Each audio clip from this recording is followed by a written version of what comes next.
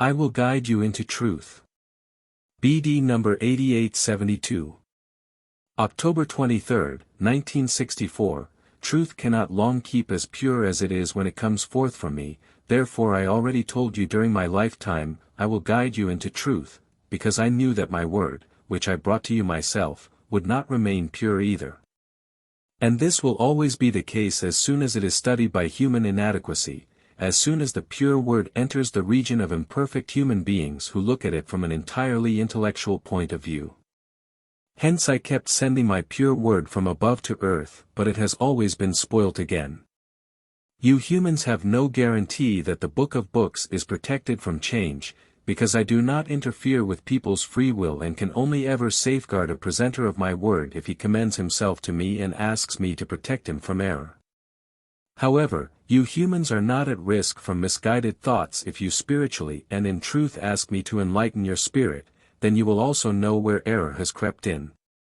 But the claim that I myself protect my pure word from becoming spoiled is incorrect, because this would question the free will of human beings, who can do whatever they want with my spiritual information.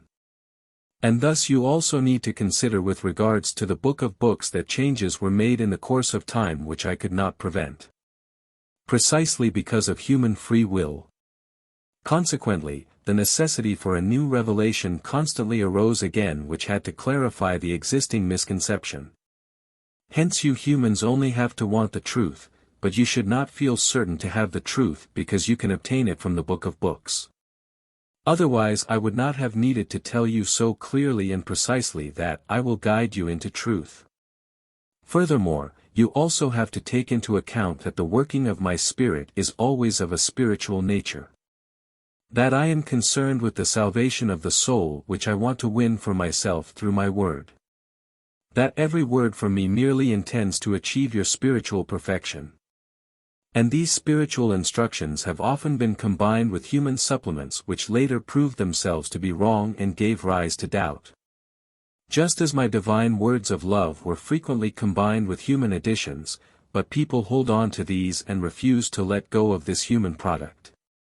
Hence concepts applicable at the time were included in my divine words such as, for instance, that women shall not teach. This is not my commandment at all, instead allowances were made for that period of time but it had no right to be regarded as divine word, as is apparent from my words, that I will pour out my spirit on all flesh, servants and maidens will prophesy. Consequently, what I deemed necessary to correct was repeatedly done through new revelations. Which, however, could not retain their purity either but also had to be corrected again, but I gave you the promise that I will guide you into truth, and therefore you may rest assured that every person asking for truth will also receive it. Because I will not let anyone walk in error who does not want to fall victim to the adversary.